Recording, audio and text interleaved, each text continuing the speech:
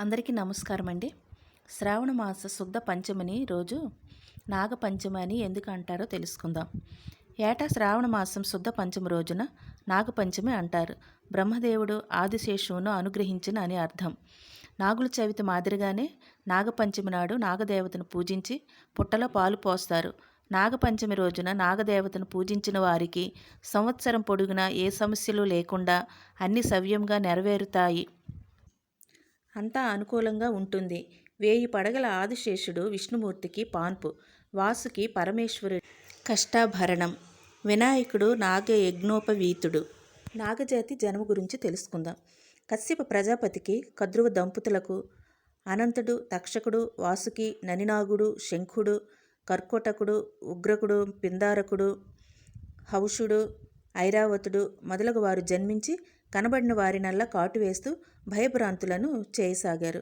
దాంతో సకల దేవతలు బ్రహ్మను వేడుకోగా ఆయన కోపించి తల్లి శాపానికి గురై వారంతా నశిస్తారని శపించాడు.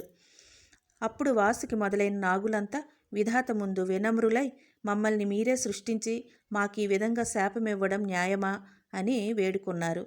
విషయుక్తంగా పుట్టినంత మాత్రాన అందరినీ కాటువేసి ప్రాణికోటిని నశింపజేయడం తప్పు కదా, నిష్కారణంగా ఏ ప్రాణికి హింసించరాదు అని చెప్పారు. గరుడ మంత్రం చదివేవారిని ఔషధమని సమేతులను తప్పించుకు తిరగండి. దేవతా విహంగ గణాలకు జ్ఞాతులైన మీరు మీ మీ స్థాన గౌరవాలను నిలుపుకోండి. వాయు భక్షకులై సాధు జీవులుగా మారండి. మీ నాగులంతా ఆటల వితల పాతాలలో నివాసం చేయండి అని బ్రహ్మ శాసించగా వారంతా ఆయన ఆజ్ఞను శిరసావహించారు. దాంతో దేవతలంతా నాగులను ప్రశంసించారు. భూలోక వాసులంతా ప్రార్థనలు చేశారు నాగులకు. దివ్య ప్రభావ సంపన్నమైన నాగజాతికి కృతజ్ఞతాపూర్వకంగా నాగుల జన్మదినమైన నాగపంచమి రోజున వారిని పూజ చేయడం మొదలుపెట్టారు. వైదిక కాలం నుండి కార్తీక మాసం 5వ రోజు పంచమ ఉత్సవాలు జరుపుకునే సంప్రదాయం దేశమంతా ఉంది. పుట్టలో ఆవు పాలు, వడపప్పు, చలిమిడి, అరటిపండ్లు జార విడిచి నైవేద్యంగా సమర్పిస్తారు. పార్వతీదేవికి పరమేశ్వరుడు చెప్పినట్లుగా పురాణాలలో చెప్పడం జరిగింది. ఓ పార్వతీదేవి, శ్రావణమాస శుక్ల పంచమి నాడు నాగారాధన చేయడం అత్యంత శ్రేష్టమైనది. శ్రావణమాసం శుక్లపక్షంలోని పంచమి తిథి నాడు నాగపంచమి పండుగ వస్తుందని శాస్త్రవచనం.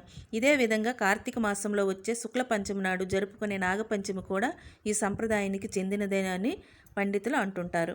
అందుచేత శ్రావణ మాసంన వచ్చే నాగపంచమి రోజున నాగదేవతను పూజించాలి. నాగ చతుర్థి రోజున ఉపవాస వ్రతాన్ని ప్రార్థించాలి.